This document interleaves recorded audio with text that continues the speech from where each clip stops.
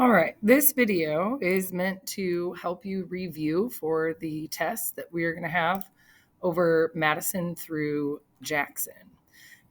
So the first section that we're going to look at is Madison's presidency and the War of 1812. So what I'm going to do is I'm just going to basically read through each question and kind of explain things and talk you through stuff. So as I'm doing that, feel free to fill out your study guide while you listen to me explain the information that you're required to know for the test. So the first question says, what does the Embargo Act do? And which region does it negatively affect? And why does it affect that region negatively? So first of all, let's just talk about what a general embargo is. So if you place an embargo on something, then it is a complete ban on foreign trade. So the Embargo Act is a law that was passed that bans trade with all foreign countries. So countries like England, France, Spain, Germany, the Netherlands, okay? No trade can occur between the United States and those countries. Trade can still occur within the United States because you're not trading with a foreign nation at that point. But the Embargo Act is a complete ban on all foreign trade. Now, this law negatively affects the North because they rely on trade to make a living. There are a lot of merchants in the North that have created goods that they are trying to sell, not just in the United States, but also throughout the entire world. So if you ban all foreign trade, these people are going to take a big economic hit on their paycheck because they're not going to be able to trade with as many people as they were beforehand. So basically, no foreign trade means you can't make any money. Now, for question number 2, why was the Embargo Act passed? Well, the Embargo Act was passed to prevent the French and the British from attacking American merchant ships. Okay, now these were laws that were passed during Thomas Jefferson's presidency, not James Madison's. So we have a really good example right here of how a previous president can create laws that might have a later, more long-term effect in another president's term. So when Jefferson was dealing with the French and the British who were consistently attacking merchant ships, he thought that, well, if we don't trade with foreign countries, if we don't have ships sailing on the high seas, then France and Britain have no ships that they need to attack. And remember, they're not attacking American naval ships. These aren't warships that they're attacking. These are merchant ships. So these merchants have some weapons on board, but they don't have nearly enough to be able to prevent the French or the British from completely attacking their ships and then taking over. So prior to the War of 1812, why was the United States unprepared for the war? Again, this is something that stems from Thomas Jefferson's presidency. During his presidency, he cut spending on the military and reduced the size and power of the Army and the Navy. So because of that, the United States was very unprepared to go to war when it did declare war on Britain in June of 1812. Now, Jefferson's cuts on spending and reducing the size and power of the military makes perfect sense because as a Democratic Republican, he believes that the states should have more power, not the federal government. Moving on to question number 4, what are the causes of the War of 1812? Well, we kind of have 3 things that are going on, but you can kind of loop 2 of those things into one. So one of the things that's happening is that the British are attacking American merchant ships. Now, they're attacking those merchant ships because Britain is currently fighting a war with France. And Britain believes that on those ships, the United States is sending supplies, money, whatever it can send to France to help France fight that war against Britain. That's not actually happening. These are merchant ships that are trying to sell their goods, not only to Britain, but also to other foreign countries so that we can improve our economy. But not only is Britain attacking these American merchant ships, but they're also impressing American sailors. And what that means is that once they board these merchant ships, then they're taking these men that are on board that are working the ships, and they're kidnapping them and they're forcing them to fight in the British Navy. So you can kind of loop those two things into one cause, or you can keep them into two separate and say that the war has three causes.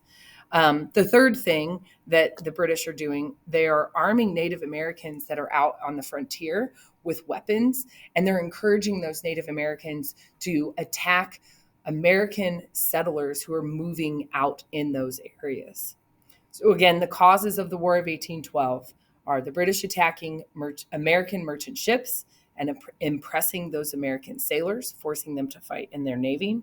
And then they are arming Native Americans out on the frontier and encouraging them to attack American settlers as they move west.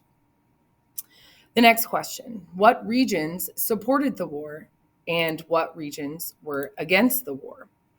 So the South and the West had the most support for the war, mainly because their concern was focused on the Native Americans who were attacking American settlers that were moving west. Okay, people in the South and the West really wanted to expand further west into the territory of the United States because of the rich, fertile farmland that was out there.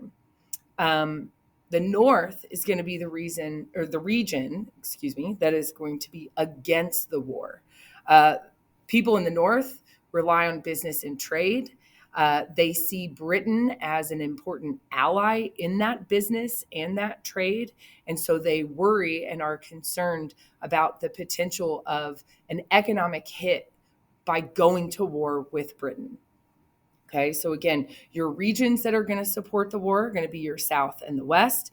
And then the region that is going to be against the war is going to be the North.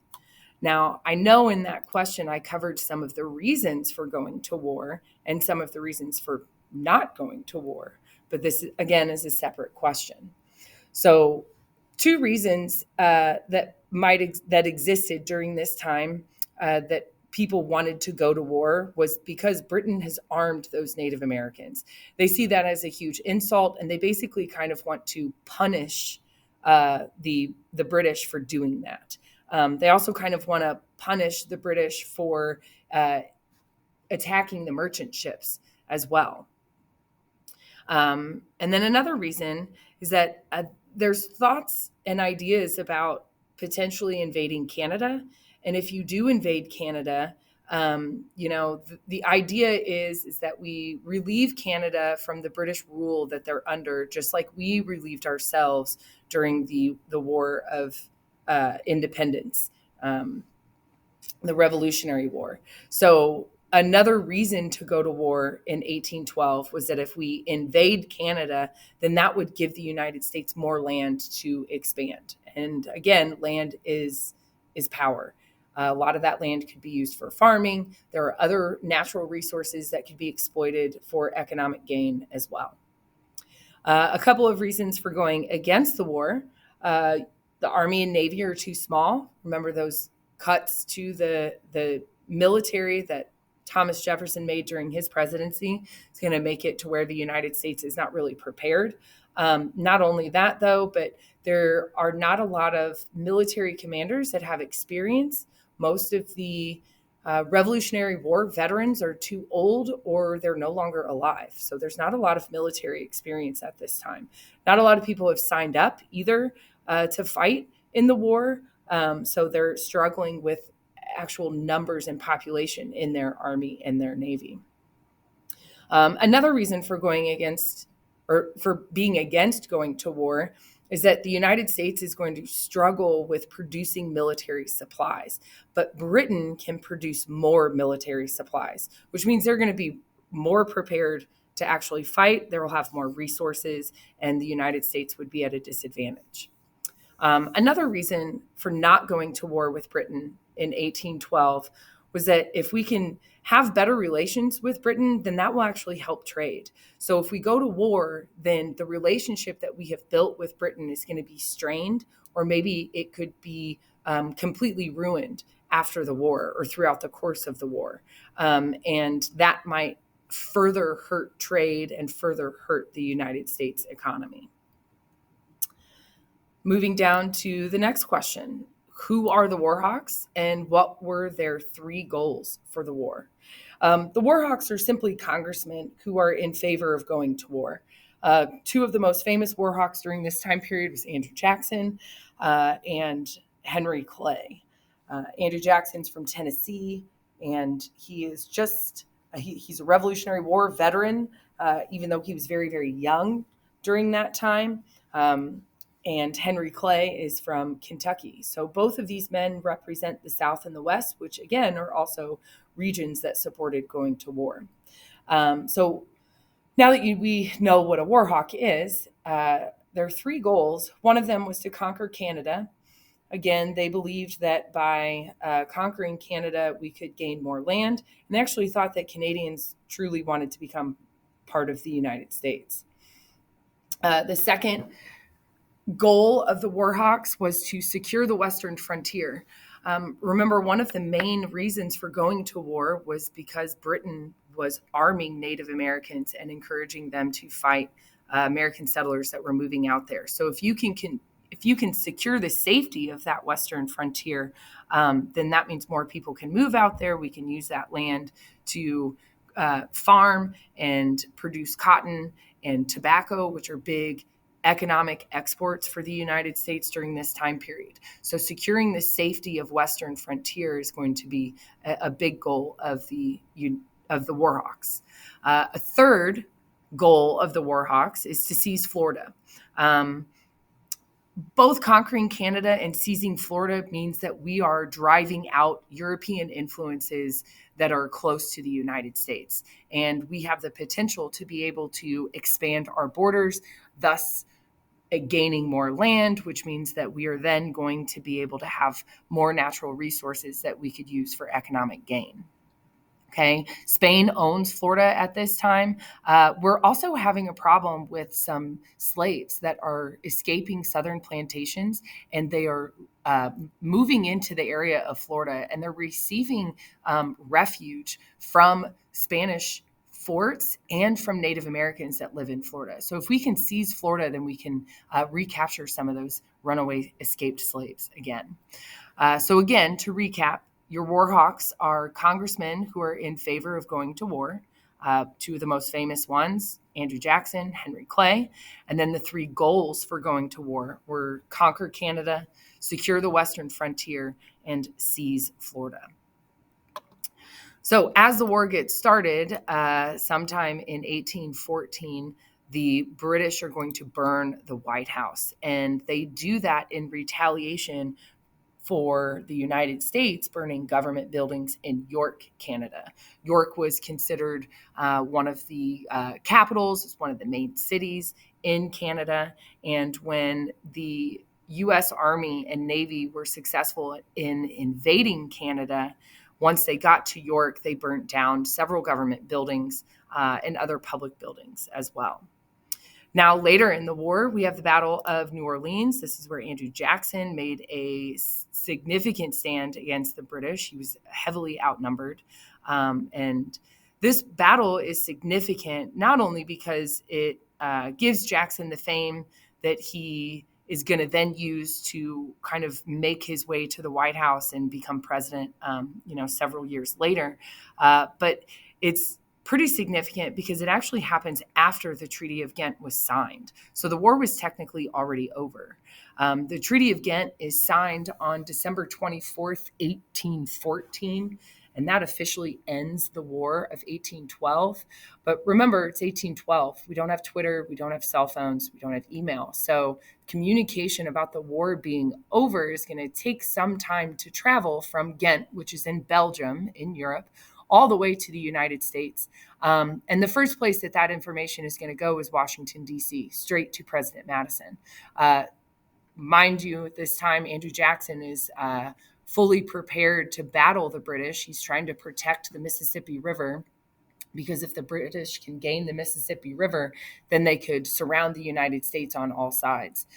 So he is preparing for battle there. And on January 8th, 1815, about 2.5, 3 weeks after the war is technically over, the Battle of New Orleans occurs, and Andrew Jackson wins a decisive victory there. There's over 2,000 British casualties, and the United States only suffered around 70, maybe 100 casualties at that battle. So the Battle of New Orleans is significant because it happens after the Treaty of Ghent is signed and the war is technically already over. Now, another event that was occurring towards the end of the war was the Hartford Convention. This was happening in Hartford, Connecticut. This is basically a meeting of New England Federalists who were protesting the War of 1812. Remember, Federalists are people who want to support manufacturing and trade. And by going to war with Britain, the economy has taken a hit because our own trade is not, or foreign trade at least, is not bringing in enough economic money and gain to the United States. Now, this meeting is significant because at this meeting, we have some delegates who are wanting to nullify the state of war within their state. Remember, to nullify something means to cancel it. So basically, what these delegates are saying is that they're just going to act like the war is not even happening. So they're not going to provide men for the Army and Navy. They're not going to provide any monetary support. And then they're also going to reopen trade with foreign countries. So they're going to ignore the Non-Intercourse Act, which actually gets put in place after the Embargo Act. Another thing that's brought up at the Hartford Convention, and this is kind of the first time that we see this come up, and we'll see it again as we get closer to the Civil War, is the idea of secession. So there are some New England states that want to secede or break away from the Union. So the Hartford Convention is happening, and once they receive word that the war is over, this meeting basically breaks up because the goal of their meeting was to protest the War of 1812. When the war is over, there's nothing left for them to protest. I've already mentioned that the Treaty of Ghent is the agreement that ended the War of 1812. And we have three very significant effects of the war. Because we could not import things from foreign countries and foreign trade was at a standstill during the war, American manufacturing is going to be boosted. So there are more Americans that are going to be buying domestic goods because they can't receive those imported goods anymore. And by buying domestic goods, those manufacturers are going to make more money, and then they can use those extra profits to create better technology, to pay their people more, and to maybe improve the products that they're creating. So one of the really significant effects of the War of 1812 is that American manufacturing is boosted. Another effect of the War of 1812 is that those Native American confederations that kind of joined together, remember Tecumseh was trying to join all Native American tribes together to fight against the United States with Britain. That confederation, or those agreements between those tribes, are weakened and they dissolve completely. And then the last one is that the war produced a lot of feelings of patriotism and nationalism. It's the second time that we beat Britain in a major war. So not only did we win our independence the first time, but we maintain our independence the second time. And we really kind of start to step out on the world stage as not really a big superpower, but as an up and coming superpower. We're still weakened economically. We're still much smaller on the world scale than Britain, but we've beaten them twice, and we've shown the world that we can maintain our own independence. All right, so moving on to James Monroe's presidency and the Monroe Doctrine.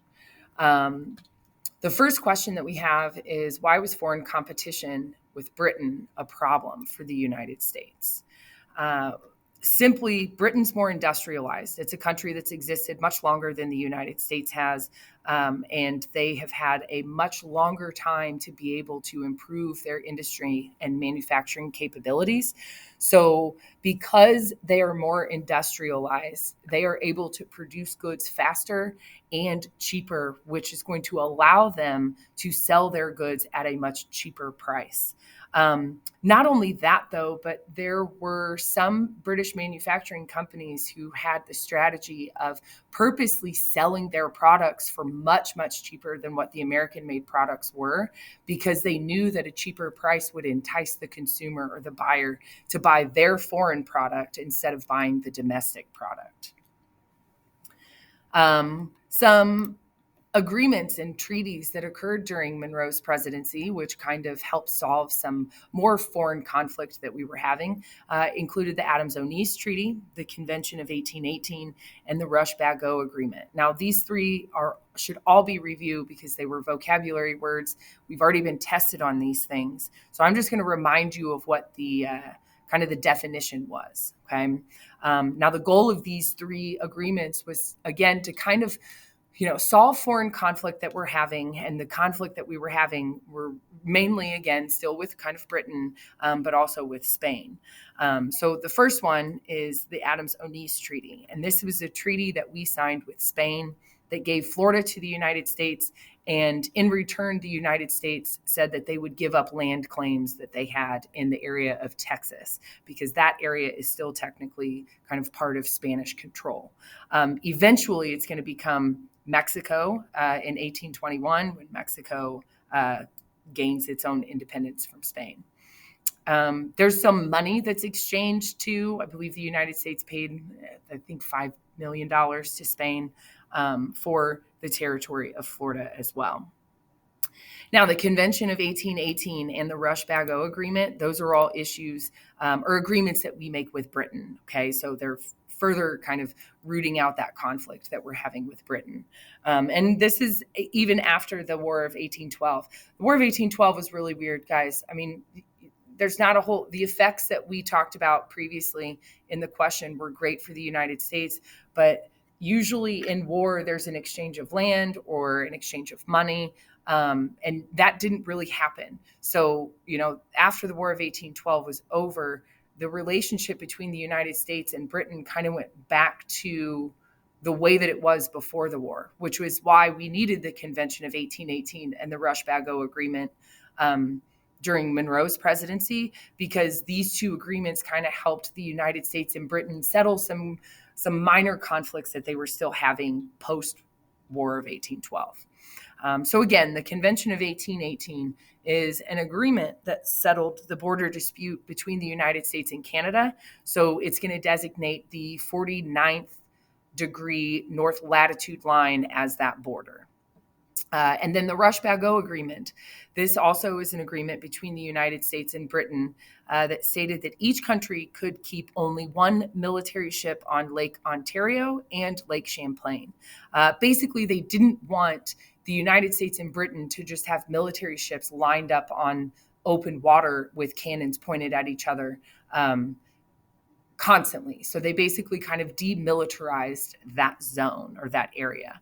The Rush-Bagot Agreement also gives the United States fishing rights off the coast of Canada as well. All right, moving on.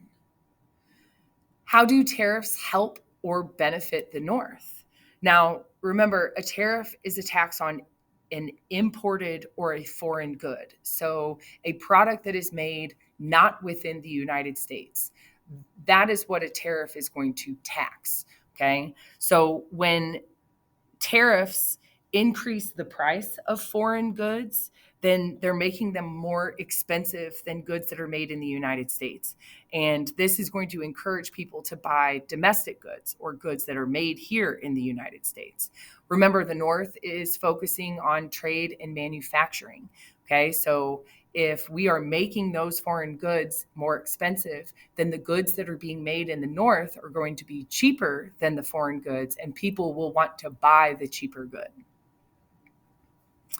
Now, the First Seminole War was basically a conflict between the United States and the Seminoles, which are a Native American tribe in Florida. The people that were involved and why it occurred, again, it's the United States versus the Seminoles. And this is happening because of runaway slaves. There are slaves that are leaving plantations in the deep South, so areas like Georgia, even South Carolina, and they are running away and they are seeking shelter and safety in Florida. And they're receiving that from Seminole Native Americans. Andrew Jackson is going to be the general during this war, and he actually invades Florida without permission. So this was kind of a war that didn't necessarily need to happen. So what's occurring in Latin America that prompted James Monroe to issue his Monroe Doctrine? What's really happening during this time period is that there are a lot of Latin American colonies that are gaining their independence from Spain. Remember, Spain has colonized much of South America, Central America, and like the area of present day Mexico and a lot of the area of Southeast United States. So there's a very large area of the world that Spain has set up colonies. Now, these colonies have existed since the early exploration days, so 1400s, 1500s. As those Spanish conquistadors make contact with those Native Americans that are in South America, they're trying to use the natural resources there. They're also looking for gold, jewels, things like that. And they are setting up many colonies in those areas. Now, those colonies are starting to hear rumors about the United States and how the United States fought for its independence. And so they're inspired by that. And so many of these Latin American colonies start to fight for their own independence from Spain, and they gain their independence. Okay, so that's kind of the backstory about what's going on in Latin America that's going to prompt James Monroe to issue this Monroe Doctrine. Now, when he hears about all of these new Latin American countries that are gaining their independence, he sees new countries that the United States can create trade deals or create some sort of an agreement, and they're basically new business partners. This is going to help the United States economy. It's going to help the Latin American countries, these newly independent countries that are forming, to kind of create a more stable economy for themselves. Not only that, though, but Britain also sees the same thing that James Monroe sees. He sees these Latin American countries, or Britain sees these Latin American countries as potential trading allies. So Britain is going to approach the United States first and say, hey, let's make a joint statement. Let's tell Europe that the Western Hemisphere is off limits and that we are going to kind of protect these Latin American countries. John Quincy Adams, who is the Secretary of State under James Monroe, is going to strongly discourage James Monroe from making this joint statement.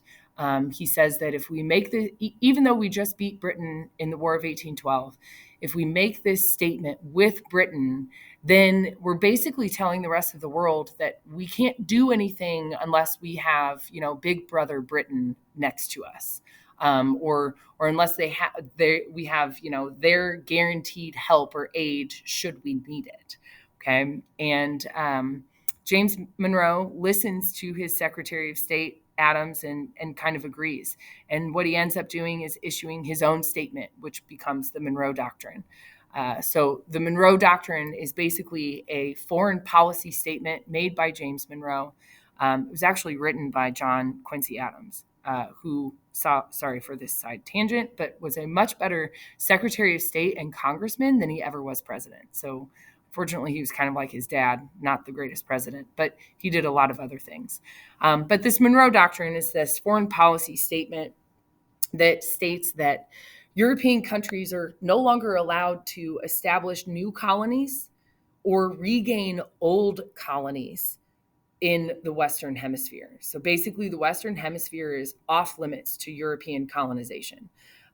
If any European country attempts to create new colonies or regain old colonies that they have lost, then the United States will see this as an act of war and they will act accordingly. Now, the interesting thing is that we make this big, bold statement that we're going to protect those Latin American countries, but we don't actually have the like guns, ammo, or really kind of the power to actually do that. So we were lucky in the fact that the European countries kind of adhered to this Monroe Doctrine. Now, the Monroe Doctrine is going to be used in the future to justify all kinds of other things, westward expansion as one. But what the Monroe Doctrine does is it kind of roots out the European influence that's happening in the Western Hemisphere. And the United States at this time really kind of starts to step out as that superpower by basically saying, hey, the Western Hemisphere is ours. We're the one that's in control. This is our neighborhood, and you're not welcome. All right, moving on to Jackson's presidency. So the first question says, how did suffrage increase during the 1820s? Well, prior to the 1820s, if you wanted to vote, because remember, suffrage is just a fancy word for the ability to be able to vote or the right to vote. So prior to the 1820s, if you wanted to be able to vote in elections, you had to be a white male who was 21 years or older, and you had to own property.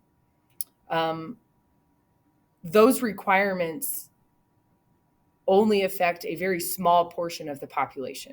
So there's a very small portion of the population prior to the 1820s that have the power to vote and have the power to have some sort of an influence or sway in government.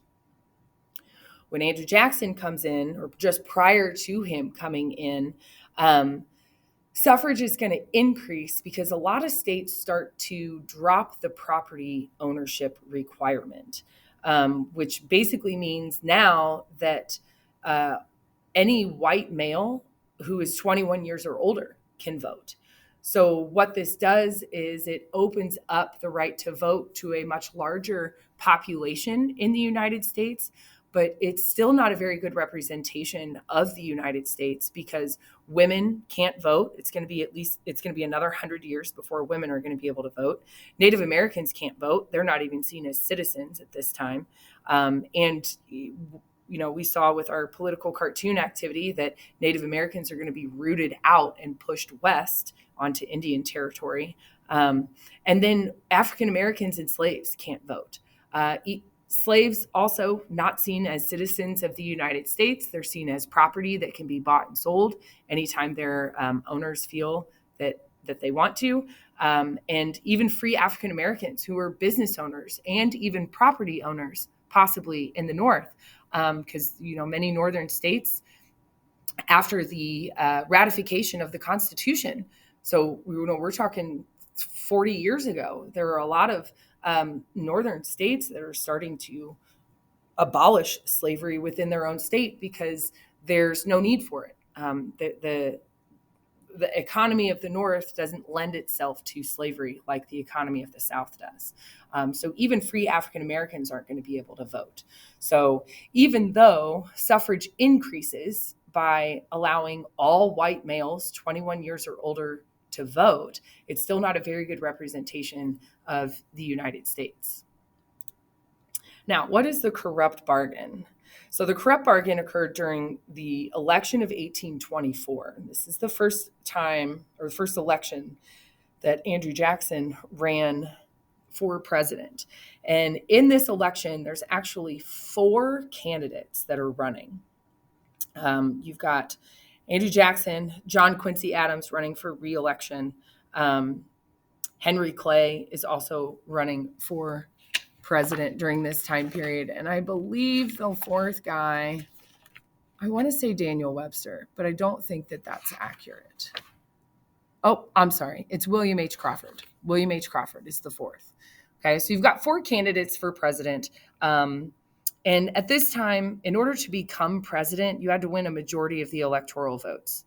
Popular vote doesn't necessarily count, although your electoral college is supposed to look at the popular vote and listen to that.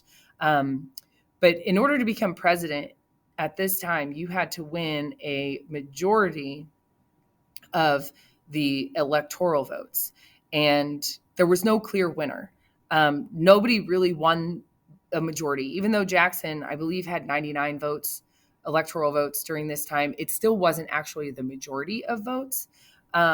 So according to the Constitution, when there's no clear winner or when there's a tie, it then goes to the House of Representatives. And that is the body of government that is responsible for deciding who would become president. Now, the leader of the House of Representatives at this time is Henry Clay. Imagine that.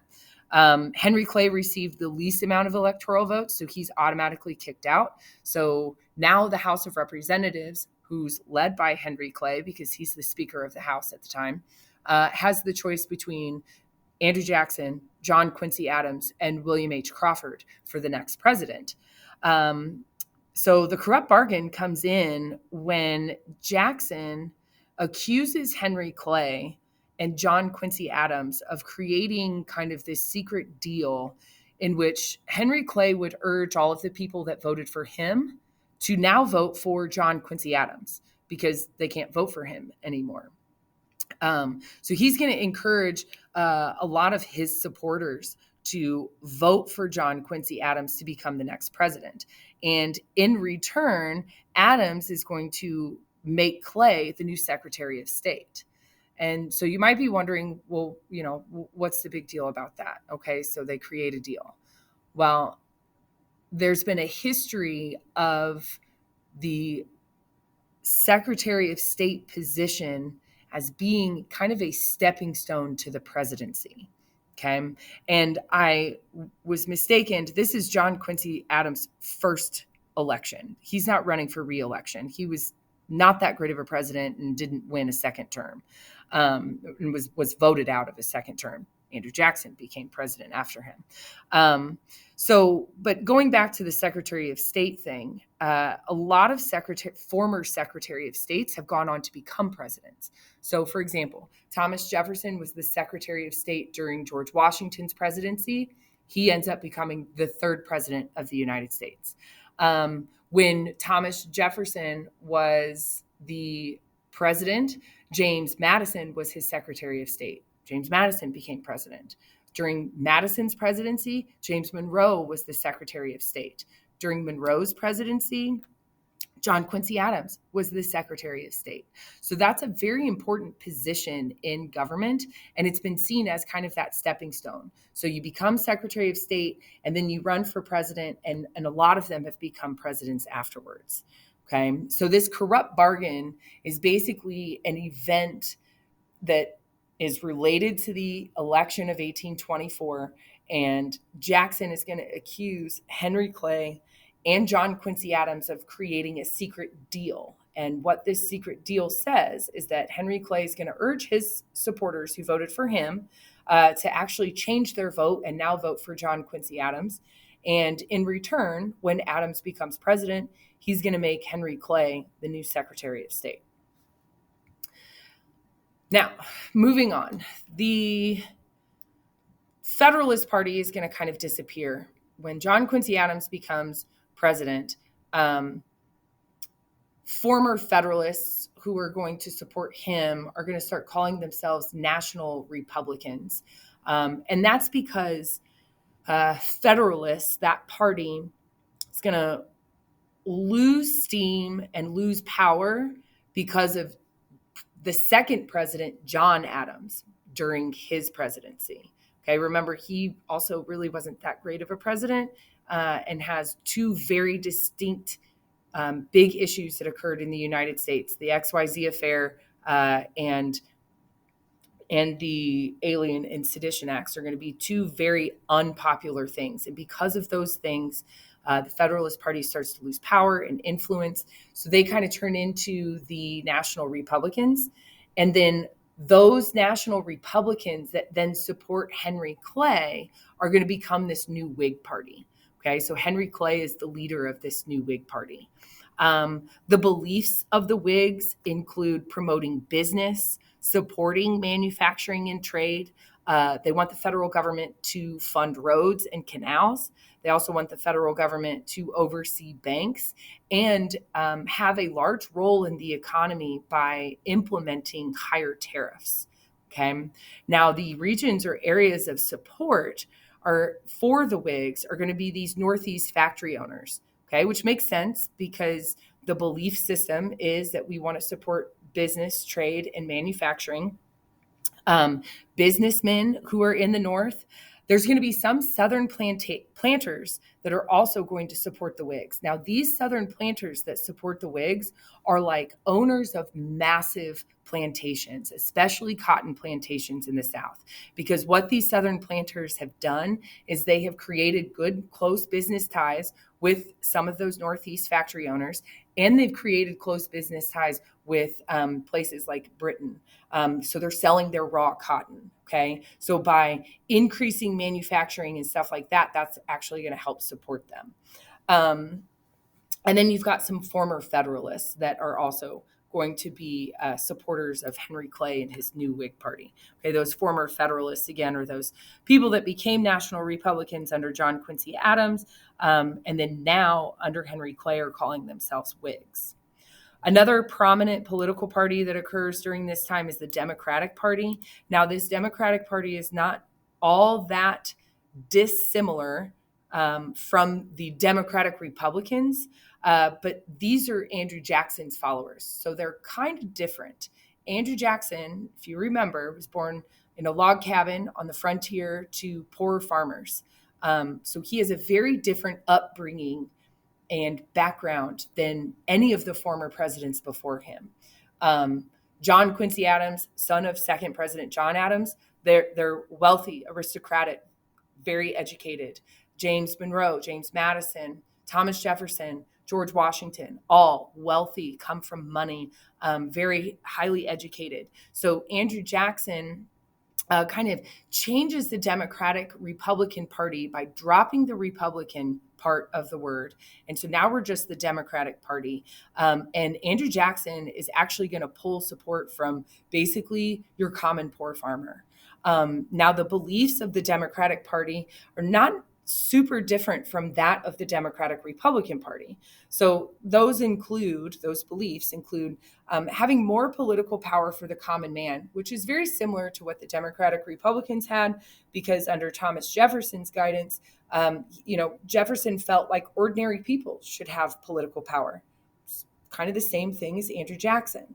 Okay? So that common man, the poor person. The Democratic Party is going to be against tariffs. They're going to support things like westward expansion, so people being able to move out into the frontier, maybe even expand the United States borders even more to include more territory. They're going to be also against the federal government of being heavily involved in the economy, which makes sense because they're against tariffs. They're not going to support something like the federal government overseeing banks either, because to them, that's just going to promote the wealthy and aristocratic, which also goes against their beliefs.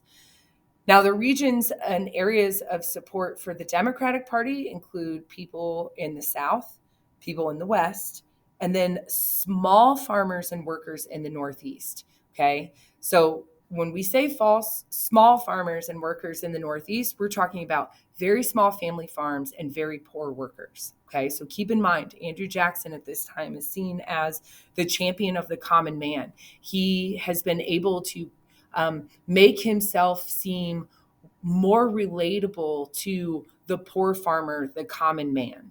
Okay. All right. We are almost done. Just a few more questions. Now, the next one, what is the spoils system and how did Jackson justify using it? The spoils system is the practice of giving government jobs to your supporters. And Jackson basically said that giving the common man government jobs means that you're preventing a small group of very wealthy men from having all the power in government. He also goes on further to explain that any man can do these jobs. These jobs aren't all that difficult and they can be accomplished by anyone. It doesn't have to be accomplished by somebody who is wealthy or super educated. Andrew Jackson's not the only president to use the spoils system. Presidents before him did, presidents after him did, future presidents that we will see in the coming years now in today's world are also going to use the spoils system as well. Andrew Jackson was just a lot more vocal about his use of it. Now, what is the tariff of abominations, and how is this tariff different from other tariffs? The tariff of abominations is basically just the highest tariff in the history of the United States. Remember, a tariff is a tax on imported or foreign goods, so goods that aren't made here in the United States. So this particular tariff placed the largest tax on those foreign goods, and that's why it's different. The tariff of abominations is going to lead to the nullification crisis. And that's because we have people like Vice President John C. Calhoun. He's vice president under Andrew Jackson. He is against the tariff. His home state of South Carolina is also against the tariff. And they're basically at this time refusing to pay the tariff. And what this tariff is going to do is it's going to inspire a lot of citizens in South Carolina to believe that they have the right to nullify or cancel federal laws. Okay. And so that's what this nullification crisis was, is that it's basically the refusal of, Southern citizens to abide by this tariff of abominations. They're basically refusing to pay for it. Again, there's a threat of secession. So South Carolina is saying, we're going to leave the United States if this tariff doesn't go away. So the federal government needs to respond, because we can't have states nullifying federal laws, because at that point it means that the states have more power than the federal government, and that just can't happen. Last time that happened, we had the Articles of Confederation, and we know that that failed absolutely miserably because the central government or the federal government didn't have enough power. So the federal government has to have more power than the states. So to get rid of this sort of nullification crisis that's going on because of the tariff of abominations, the federal government, so Congress and Andrew Jackson, are going to pass the compromise tariff. Now, the compromise tariff lowers the tariff to a more reasonable rate, but it's still, South Carolina, John C. Calhoun, they're still very much against just tariffs in general, okay? But the compromise tariff is going to be passed. It's going to lower that tariff to a more reasonable rate. And on top of that, Andrew Jackson is going to encourage Congress to pass the force bill, which is a law that would allow President Jackson to send in the United States Army to ensure that the tariff is being paid. One thing that we saw too during Andrew Jackson's presidency was that he did not like the bank. Again, that is a belief of the Democratic Party. They don't want the federal government to oversee banks or really have any sort of involvement in the economy. So when the first national bank charter expires, because that charter was designed to only last about 20 years, there is going to be a draft for a second Bank of the United States. And when that bill or that law comes across Andrew Jackson's desk in the White House, he's going to veto it. And remember, a presidential veto just basically means that they don't agree with the law. They're canceling it. They don't want that law to exist. And Jackson vetoes the bank for two main reasons. The first reason is that he believes that it's unconstitutional. So just like Thomas Jefferson believed that the bank was unconstitutional, so does Andrew Jackson. So when he opens up the Constitution and he looks in Article 1 at the 18 listed powers that Congress has, none of those 18 powers list the power of creating a national bank. So that's why Jackson believes that it's unconstitutional. It's not written in the Constitution. Congress doesn't actually have this power. The second reason why Jackson vetoes the bank is a little bit more of a personal reason. He believes that it's only going to benefit the aristocrats, so those wealthy, influential people in the United States, which aristocrats are not his demographic. That's not the people that he's pulling votes from. So he definitely wouldn't want to put anything in place in the United States that might make that group of people more wealthy. And then he also thinks that the bank is just going to be entirely way too powerful. Now, the Supreme Court comes in and is actually going to justify the national bank. They're going to kind of overrule Andrew Jackson on this. And they're going to justify the creation of the national bank through the necessary and proper clause. Okay. And what that clause says is that that the Congress can do whatever it needs to do, pass a law, as long as what it is doing is necessary and proper to the functioning of the federal government. Okay. The necessary and proper clause is a listed power that Congress has in the Constitution. At Station 6, one of the questions involved kind of explaining or writing out or listing out some of the roles and responsibilities of the bank. And when you look at some of those things, all of that is benefiting the federal government. And it is, like the clause says, it is necessary and proper to the functioning. So the national bank gives the federal government a place to deposit money that it earns through taxes. It gives the federal government a place to pay debts that it owes, whether that's to individual citizens or foreign countries. A national bank is able to control the regulation of loans. When the first national bank charter expired, state banks took over that. And the state banks messed everything up. They put way too much money into circulation, and they loaned out entirely way too much money. So certain farmers and businessmen were given more money than they were actually able to pay off in the long run. So without a national bank, the economy was starting to slip, and an economic depression was starting to hit the United States. So the Supreme Court's going to justify the creation of the national bank through that necessary and proper clause. Hopefully you found this video helpful. I explained basically everything that you need to know for the test.